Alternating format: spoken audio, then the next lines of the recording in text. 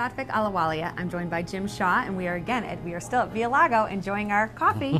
Cheers. Cheers. So Saatvik, thank you for joining us. You are a graduate of Lexington High School in 2008, and you grew up in Lexington, yes. Correct?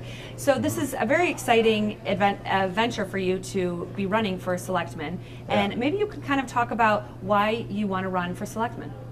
So I think there's a couple things. First of all is my family. So even back when my parents were in India, my entire, going back hundreds of years, my family's been engaged with public service our entire history.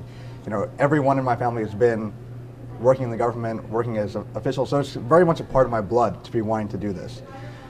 My dad is also an accountant, so I've been learning my entire life, how do you be responsible with your budget? And I think those are two things which, when put together, can be very powerful when bringing public service. And I've been involved with Massachusetts local politics for a while. I'm a town meeting member. I've run a couple of campaigns, and I've seen that there's a lot of value in having someone who wants to go reach out to everyone in the town, not just maybe a vocal minority, but there's 21,000 registered voters, 31,000 people here, and each one of them should be represented, whether they can vote or not. And I think rather I have an opportunity to create a space for all of them to feel comfortable to say, we can go to the board and we can tell them what our concerns are and have those addressed. Sure. Well, let me start right off the bat. You're a young person. You graduated. I know you graduated from high school with my son. Yes. And went to school with him all the way from Harrington all through the system. Yeah. Some people might think you might be a little too young for this. You disagree. I do. I think many agree with you that maybe youthfulness is not such a disadvantage. So tell me about, for the folks who are concerned about your youthfulness, what do you have to say about that? So when I was in college, I interned for Jay Kaufman at the State House, and it allowed me to see what good the government can bring, but also where there's inefficiencies and where maybe a different perspective could bring a lot of innovation. And that's really why I think it's not an issue at all, because I bring a different perspective than any other board member could bring because of my youthfulness, because of the specific conditions under which I was raised into this town. So on one hand, I'm someone who's been here my entire life and very much am a son of Lexington. The values that I live by were given to me by the town being raised here. On the other hand, I know what it's like to be a newcomer to the town and to be called, I've become now a part of it. So I know both sides of the story of what it is to come to the town for specific reasons, but also to want to live here because of how great it is for everything other than the education system. So I kind of can bridge the gap between two communities. And as I said before, the way I look at things is very different. And I can bring that innovation, that new perspective to the board to address problems we've had for a very long time. Where did you go to? You went to college and you recently graduated from college. Where did you go? I went to Boston University. Oh, great. Right down the street. Yeah, right down the street. What did you study at BU? I studied international relations. Oh, great. Okay. Great. So you understand the nature of this job. I mean, this is basically you're turning your life over to the community. Right. I mean, this is one of those things where you really have to be dedicated, and you're ready for that challenge. Yeah, actually, so I've been asked a lot about the time commitment. In November, between September and November, I was running the campaign for Cambridge City Councilor Leland Sung. At the same time, I was doing my full-time job at a company called Youth Trade. And I know you both have run campaigns, so you know that as a campaign manager, your job is really 24 hours a day. And for those 2 months, I was working basically 24 hours a day, whether it was at Youth Trade or at the campaign. So the idea that I'm not prepared for the amount of time commitment is something I don't agree with, because I know what it takes to be giving yourself 110% every single day. And as someone who really believes in what this town has to offer to everyone, and as someone who's committed to public service their entire life, this, it's something I'm passionate about and what I am completely willing and committed to do.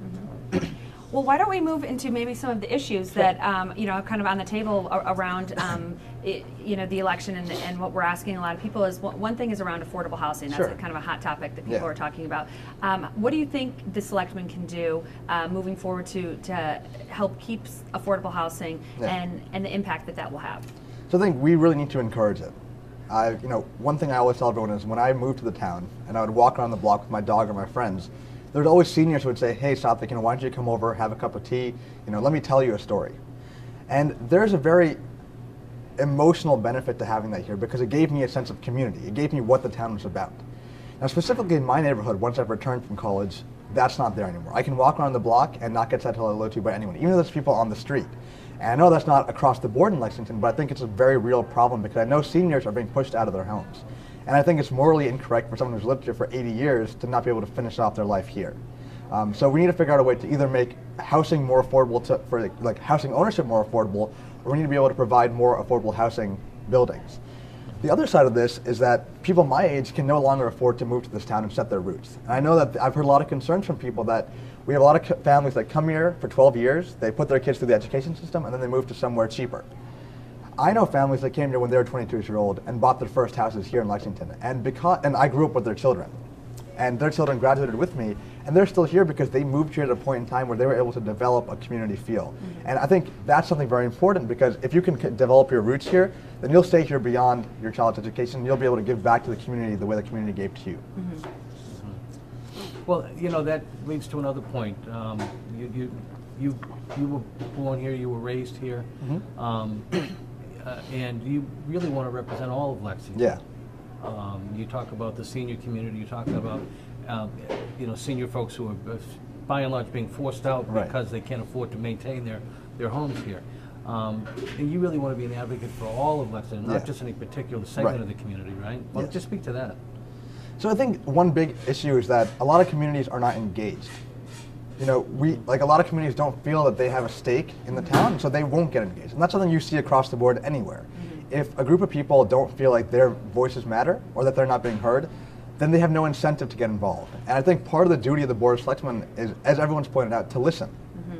Steve Grossman always says that he has 2 ears and 1 mouth, and they should be used in that proportion. And I believe that very firmly. And what part of my platform is that once I become elected, I want to hold open houses. I want to do active outreach to people, not just the boards and committees that run our town so well, but also to try and engage communities that don't think that this is their town yet. And as someone who comes from a community where a lot of people don't feel like this is their town, I think it's important for everyone here, all 31,000 people, to say, I'm a Lexingtonian first. I'm an American first. Plus, I have a great heritage from wherever I come from. But first and foremost, being from wherever I am, that makes me that much more American. And having that stake in society, and there are people who do it all the time, like Sophia Hodner and Batia, Ravi Sakuja, who've come from other communities and said, this is still my home. And I want everyone to feel that way, because the more we engage the community, the better our town will be.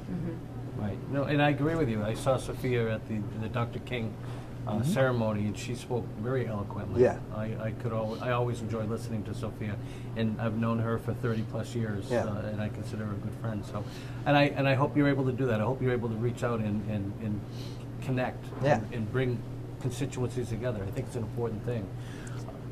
I was just going to say, in one of your previous roles, you talked about working with Jay Kaufman, and I was wondering how that experience, working in his office and working with Jay, what you can bring from that experience to the role as a selectman. So I learned a lot about constituency outreach, because that was one of my main things. And so when people had concerns, they would reach out to our office, and as the intern, I would just pick up the phone and say, how can I help? And then I know Representative Kaufman has done a very a stellar job of making sure that he's always in contact. The open houses, the office hours, it goes a long way towards making the people who elected you feel like you're actually representing them. So having active community outreach, doing stuff like what he's done, and just being very responsive, I think that's really a key. I see a lot of times that our officials, and people feel this way, that our officials are not always accessible. If they're not accessible, then you can't really hold them accountable for what they're doing. So one thing that I was a huge proponent of in town meeting was having online voting. There is an overhead cost to it, but I think the tangible benefit is that if you don't show up to town meeting and you don't vote how you say you're going to vote, or you don't vote period, then people should know that. And the way it is right now is I can vote the entire session, and then at the end of it, they'll put it up. But it's also not easy to find these tools. So I think having easier access to these tools, or rather materials, online, and having it being done automatically and electronically will go a long way towards saying, this is how you hold your town accountable. So I know, my first day in town meeting, I expected to see 200+ people, but there were not 200+ people there. So it makes me question, why would someone run in the first place if they're not going to show up? Well, it offers a level of transparency. And I think most people show up, and I think I think what you're not proposing, but I know you're supporting Joe Pato's initiative to have that kind of accountability with electronic voting. I think it makes a lot of sense. I know it would be a lot easier than the way they do it now. The way they do it now with sort of a voluntary fill-in, it gets very confusing. But I agree, it would also eliminate some of the confusion, because oftentimes people who get signaled out in let's say the Minuteman would do a piece on who shows up to sometimes there's a lot of pushback. You know, while I was there, I got late. I arrived late, therefore I didn't get checked in. This way, people actually know if somebody's voting. And accountability, I think, is very important. I think you're really onto something, Saatvik. Yeah, thank you. So. Go ahead. Oh, no. Sorry. I was just going to say, so how would you recommend working with the school board and the planning board? You know, we're interviewing all the candidates today. Sure. And in kind of incorporating that innovation and transparency and also listening. Yeah. How do you think the major committees here in Lexington can work together moving forward? I think it's all just about communication. And I think the board of selectmen has an obligation almost, if they feel a certain way, to kind of express that. So I've been to a few committee meetings, and largely it's, from what I've understood, and I might be completely incorrect, but from what I've seen, it's a little bit more of a soft approach to working with committees. And I think that we can be a little bit more active and say, listen, we have these ideas. So for example, I feel very strongly about education, having recently graduated from college and seen what skill sets are needed. Now, without a doubt, Lexington High did an amazing job of preparing all of us. And as I look across all my colleagues who graduated with me, I really see that compared to kids from around the world, and BU is a global school, we are very specifically different. We're taught to question, we're taught to think outside the box, and that gives us that much more strength. But I think there's certain skill sets that we can work with the school committee and the school administration to kind of push forward. And I think part of that is, how do you prepare our children for the 21st century? And stuff like advocating, not implementing, because I can't do that, but advocating for a technology-based curriculum a little bit more, such as coding, web design, computer sciences, statistics, to make that more mainstream and core would help. Outside of that, I've been speaking with a lot of companies in the area, biotech, such as Ocular Therapeutics, Biogen, to see how do we make this tool, this resource rather, of having all these great biotech, software, technology firms, how do we use that to best help our students? And I think the town, the school committee, the board of selectmen can somehow work out a way to connect these two resources. We have great, brilliant young children who need internships. And I think part of the reason I got into college was because my parents had access to give me internships, but we all don't have that access. And if the town can somehow streamline that to say, we have these great companies here, these great students, let's connect the dots. And I can't do that by myself, but working with different committees, like the school committee, for example, can help me do that, and or rather help the board bring that forward. Well, when you talk about working with other organizations and like the school committee to determine funding, what projects and programs will be supported, I think about the CPC, the Community Preservation Committee, and the CPA, the Community Preservations Act, that has provided a whole new resource for funding. For public entities, for public programs, like for instance the acquisition of property at 33 Merritt Road, which was a huge investment on behalf of the town, made possible because of CPC funds. Can you talk a little bit about CPC and how you sort of see that as an important tool going forward in financing a variety of projects, whether it be the acquisition of a town building, or I think one of the first projects was rehabilitating some of the gravestones over at the old burial ground. Yeah. So, I think it plays an integral part in helping our town stay vibrant. Right now, what we've seen, and I've heard this on the town meeting board, sort of town meeting listserv, is that our taxes just keep going up. And I think stuff like the CPC and CPA, it helps us, to an extent, try and alleviate always that tax burden. And I know that coming up, we have a couple of really huge projects, such as the fire station, police station, a school, and LHS, and building additional stuff the community center. And I think sources like that will help us, be able to take it step by step, but also not just rush into it and really raise our taxes too much. I remember speaking with the fire chief, and he said, he's a fifth generation person here, Chief Wilson, and he was talking about how every year the taxes go up, and at some point he thinks he's not going to be able to afford to live here anymore. And I think the CPC plays a role in helping us prevent that from happening. You're knocking on doors. You're spending a lot of time out meeting voters, and getting a sense of what the community is all about and what people really want in a member of the Board of Selectmen. Are you enjoying that whole process, getting to know the voters? Yeah. I think the most fun thing about this campaign has been knocking doors. I remember the first I did it was 2 weeks ago on a Tuesday when it was -8 degrees plus wind chill. And I remember just going to a door, knocking. They opened the door and said, "Who are you? But you know what? It's so cold. Come inside." And I've knocked probably 500 doors up till now, which is not how many. I need to knock about 6,000, but 500 have been taken down. And the people really, I was felt very encouraged. A lot of folks who've been here for either a long time or new family said, we need something new on the board. And the very obvious thing that we brought up was that I fit a very different demographic than the majority of the board. And they're like, you know, we need something like that. We need a new perspective. We need to stir things up. Right. And from the majority of people I've spoken to, I've gotten very positive feedback. And it's really now my onus to keep meeting more people, and not just the people who vote, meeting everyone, so that they want to vote too. Not necessarily even for me, but just so that they feel like they should be informed about what's going on. And they should look into all the candidates. And they get to see some of that enthusiasm you have too, and get to understand it more. Right. I know we're going just a little long. I just have kind of one more thing I want to throw on the table, and that is how you had mentioned before. You talked about Chief Wilson and the fire department. There's a lot of discussion about a new public safety building, whether it be together for both or what have you. It's something that's a priority for you. Yeah. So when I first started learning about the town, I said, the first thing that has to come is the high school. Yeah. Realizing later that that's a huge endeavor. And then I visited the fire station and the police station, and I got a tour. And wow, we need, our officers do a great job of supporting us and keeping us safe, and we have an obligation to make sure that they are safe. And from looking at the buildings, they're not safe. The police station is not sound. It's not. The foundation's not very safe.